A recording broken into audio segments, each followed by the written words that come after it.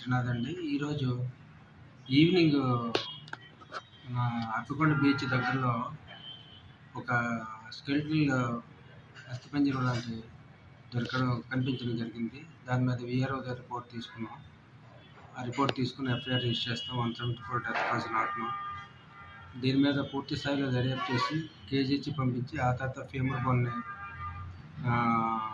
ఎవరైతే ఈ చుట్టుపక్కల ఎవరైనా మిస్సింగ్ కేసులు ఉంటే ఆ సస్పెక్టెడ్ పర్సన్ నుండి డిఎన్ఏకి పంపించి ముందు ఐడెంటిఫై చేసి ఈ డెత్ ఎలా జరిగింది అనేది ఫైండ్ అవుట్ చేయడానికి దర్యాప్తు కార్యక్రమం స్టార్ట్ చేసాం.